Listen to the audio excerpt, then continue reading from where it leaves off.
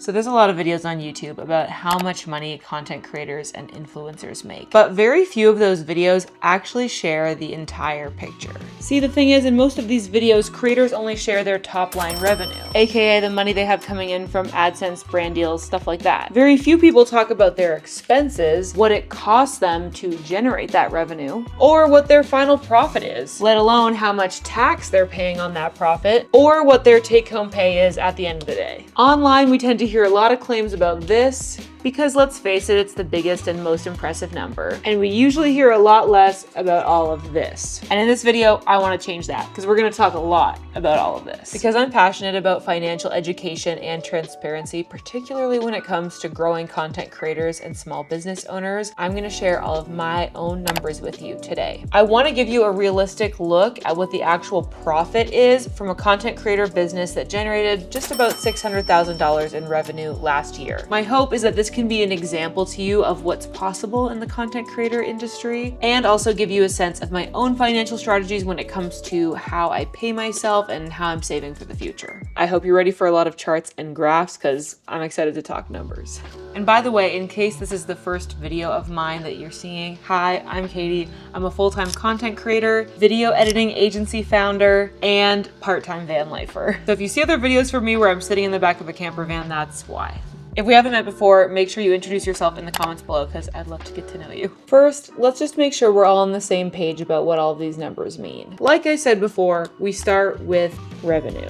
This is basically any money that comes into the business bank accounts. For me, that's stuff like brand deals, affiliate commission, sales of my digital products, that kind of thing. We're going to talk more about my income streams in a minute, but the point is this is basically all of your income. Next, we deduct expenses. These are the costs that you incur to basically keep your business running. For a lot of content creators, this is stuff like buying new cameras, paying for your software subscriptions, like for your editing apps and stuff, or of course, anybody that you hire. This basic equation gives us profit. But it doesn't just stop there. Once you have your profit, you of course need to pay tax on that profit. And finally, after that, this equation leaves us with our net profit after taxes. Depending on how your business is set up, this might actually represent your take-home pay. That would be if you were a sole proprietor. But in my case, I have my business set up as a corporation, or what you'd call an LLC in the US. And so this is my business's net profit after taxes. And from this, I can choose how much to pay myself. But we'll talk more about that later and the different ways that you can pay yourself as a business owner and what I choose to do. The important thing to know is this is the flow of money through a business. And a lot of times when you hear about how much money people make, you're hearing about revenue, but you're not necessarily getting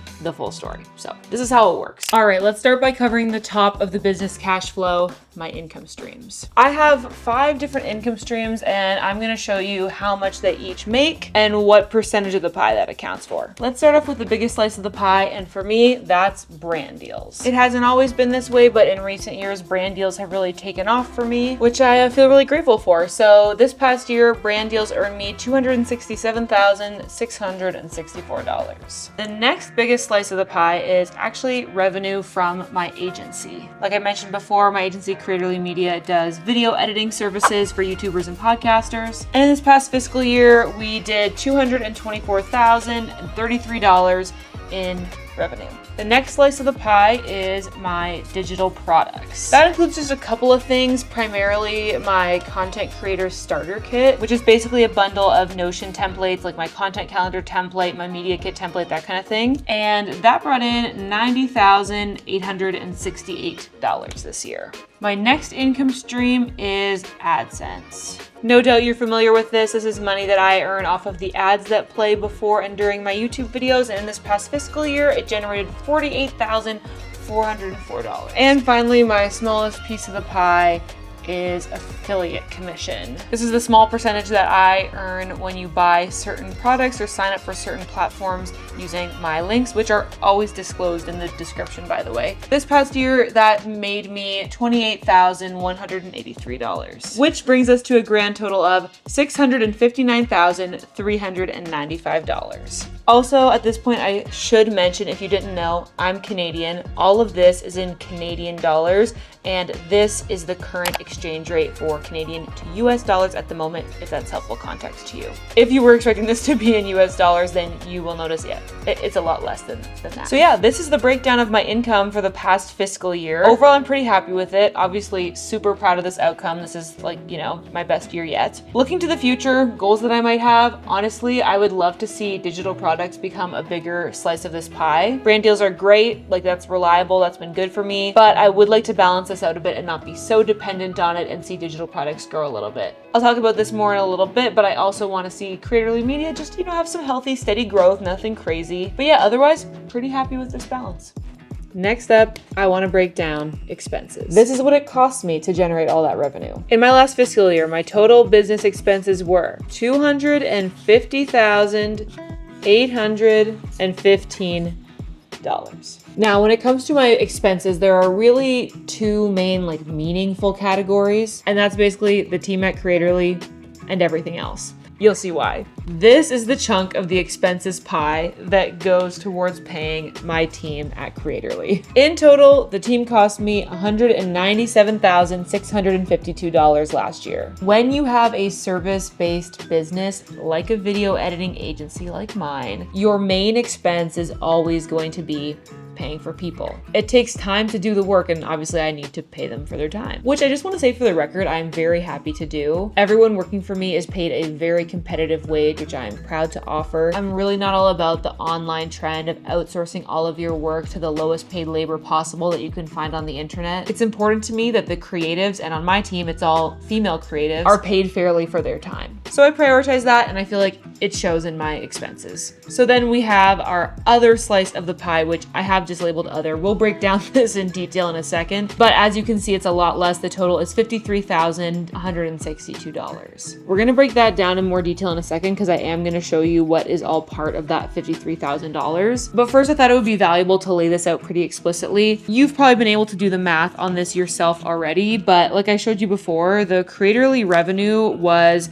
$224,033 last year. Of course, as we see over here, the Creatorly team cost me $197,652, which means that Creatorly's profit last year was just about $26,000. So I don't know, but that was maybe less than you were expecting. Honestly though, this is the reality of a service-based business that you're paying other people to do the services for. I've developed the workflows, I've trained the team on my processes, I make sure that we're hiring great editors, but I am not the one editing our clients' videos myself. The truth is, Creatorly has been more profitable in the past because I used to do more of the work myself. Basically, like I used to be one of the editors on the team and I had my own share of clients that I would do work for. But ultimately, I decided that I wanted to have more time to dedicate to my other projects like my YouTube channel and my digital products. And so obviously, when I outsourced more of the work, that means I'm gonna keep less of the profit. That being said, it's definitely one of my goals for this new year to try to scale this up a bit. We've done a bunch of shifting around in the past 6 months, but I think we've landed on a really wonderful workflow and a really, really lovely team. So at this point, it's just all about scaling that up, getting in more clients and eventually more editors and just really kind of growing it slow and steady year over year. Ultimately, it profits like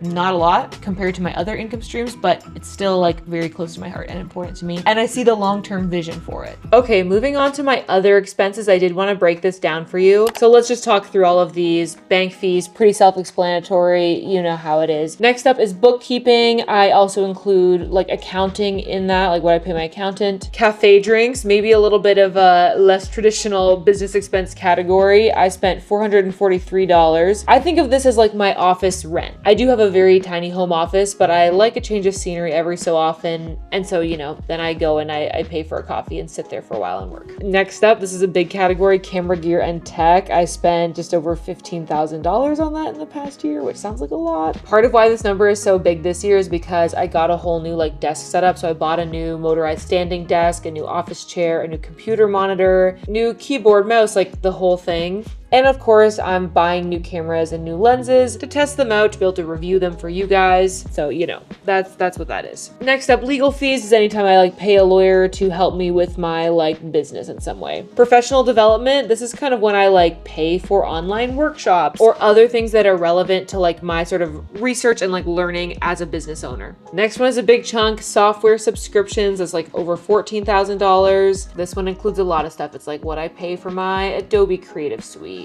YouTube Premium, Meta Verified, ManyChat, Genius Link, Flowdesk, Squarespace, all of that stuff. Next is just my phone bill, what I pay to use my cell phone. Next up is my utilities. So this is basically the percentage of my electricity, property tax, condo fees that can be allotted to my little home office. Yeah, so this is just a percentage of my overall house bills that are allotted to my home office. And finally, last category, another big one, travel. That's just about $12,000. These are any travel expenses related to travel that I do for my work, which does include sometimes a percentage of personal trips that I spend doing work making content. For example, I just went to Japan in the fall, and that trip wasn't 100% for work. A lot of it was for, pleasure, but I did produce a bunch of content while I was there, including even 2 branded projects. So when it comes to trips like that, I work with my accountant to figure out what would be a fair portion of that trip to consider a business expense. So this number is not the total amount of money that I spent on travel in the past year. That would be a lot more. This is just the amount that I spent on travel related to work. Okay, and that gives us our subtotal of $53,162.85. All right, so with all of the expenses out of the way, that finally leaves us with our profit, which is $408,672.91. Woo, yay, profit! Yes, big number, very exciting. However, we are not done yet. Okay, yay, we've arrived at everybody's favorite subject, taxes. No, but really, it's not all that bad. My biggest piece of advice for you is to get an accountant. It's one thing to file your own taxes if you're an employee who gets a T4 or a W-2 in the States. But when you've got all different income streams and all different kinds of expenses, especially if you're gonna be a corporation or an LLC and not just a sole proprietor, you need to get an accountant to help you. Okay, so on my total profit of $408,672, I paid in corporate taxes $49,965. So after paying my taxes, that leaves me with forget that 5. That's optimistic. $358,707. Oh God, this got very messy, but the point is $358,707. That's my net profit after paying corporate taxes for my business. I gotta clean this up. Now, it's important to note that when I talk about that roughly $358,000 of profit, that is profit for my company. That's not my personal income. Like I've been talking about, I have a corporation, what you might call an LLC, which means that I claim income as a business, but then also as an individual too. So that means from that about $350,000, I have to decide how much I want to pay myself. Personally, I've chosen to do that with dividends rather than with wages, and I thought I'd quickly explain the difference here. Okay, so if you pay yourself with wages, i.e. you are an employee of your own company and you basically give yourself a T4 or a W-2, this is how it would be structured. Again, your revenue comes in and you pay out your expenses, and part of your expenses is the wages that you pay to yourself. Obviously, then you have to pay personal income tax on that, and then that results in what your take-home pay is. That is all a part of your business expenses, and then from there you get your business profit, you pay your corporate tax, and then you get your business's net profit. So in this system, what you pay yourself counts as a business expense, but this is not how I do it. Instead, my setup looks like this.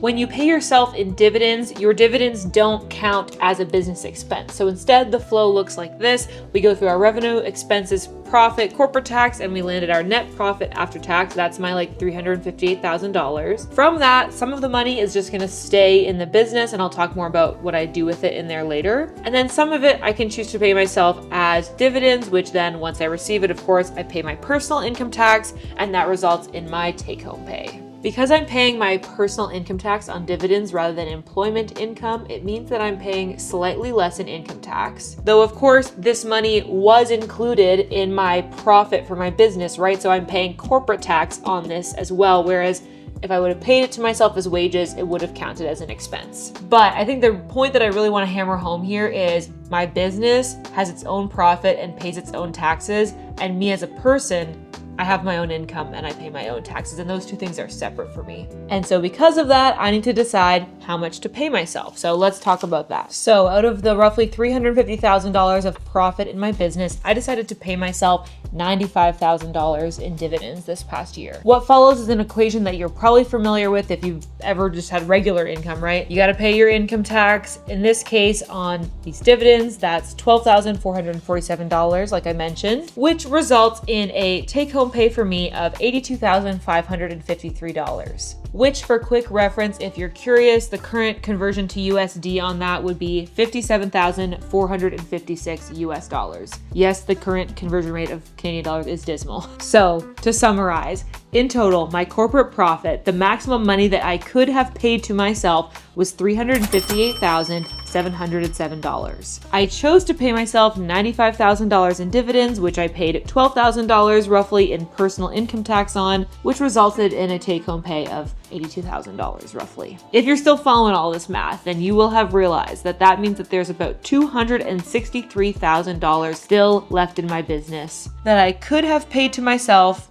but I didn't. And that's what I want to explain to you next. Okay, so the reason why I pay myself $95,000 when I could be paying myself roughly $350,000 really comes down to two main things. Number one, I'm trying to be very cautious and responsible with my money. And number two, I'm really trying hard to avoid lifestyle inflation. Okay, but let's back up for a second and talk about what actually happens to the money that remains in my business, that roughly $260,000. Basically, I invest it in ETFs, mutual funds. I'm not investing in like individual stocks. I'm not trying to day trade. It's all about just having your money in the stock market over a long period of time. I try not to even look at it because basically I'm planning on using that money when I retire. And I save this aggressively because honestly, I feel like I realized that there are no guarantees in this line of work. I really love this job. It's been like my dream since I was a teenager to be a full-time YouTuber. And honestly, like I can't believe that that actually is my job now. So I really want to be able to do it for as long as possible. But I also know that like I might not always have that choice. Social media can be fickle. My views might go down. The brands might stop reaching out to work with me. And I want to be prepared for that. This whole career, like being a YouTuber, truly has felt like winning the lottery to me. And so I just really don't want to squander it. So overall, my philosophy around money, since I happened to find myself in this high-paying career, has been to treat it like a windfall in my life because I feel like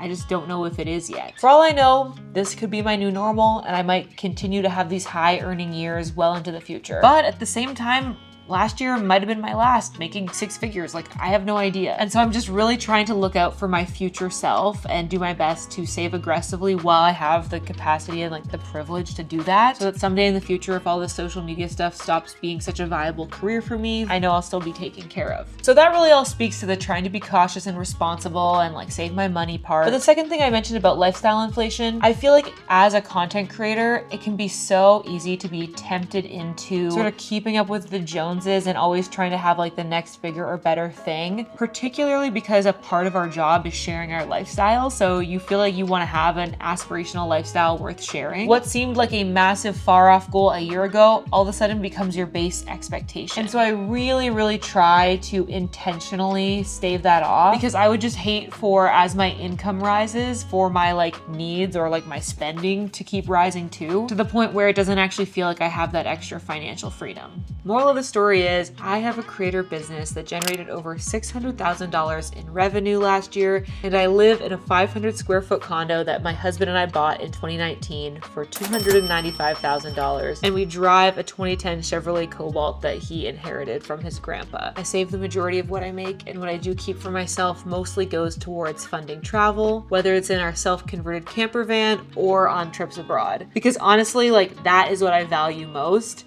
and that is what I never regret spending money on. I really think that fighting lifestyle inflation isn't necessarily about being super frugal in specific categories. I just think what it's really all about is being intentional and thoughtful about like where you truly get value and not being tempted into spending more money in other categories that you actually don't care about just because of external pressures. So if there's any piece of advice that you take from me as a growing creator, it's that as your creator career starts to take off and your income starts to grow, I really want to encourage you to try to continue living the same way you always have. Or as you do start to splurge a little bit more, let it be on things that you truly care about and really genuinely try to save the rest of that excess income. Because especially in the content creator or influencer world, there really are no guarantees. There's no job security. And yet there can be a lot of pressure to keep up appearances or appear successful. In my opinion, real success is the lack of stress and level of comfort that comes from knowing that you have the financial security to do what you really care about in life. That is worth way more to me than any big house or fancy car ever would be. Okay, so I hope you found this mini lesson in business finance helpful. If you did, make sure to like this video and subscribe. It really helps me out and I truly appreciate it. If you want to see more from me, this is the video that YouTube thinks you might want to watch. And as always, I hope that you're having adventures and following your dreams and being financially responsible. And I will see you in the next video. Bye!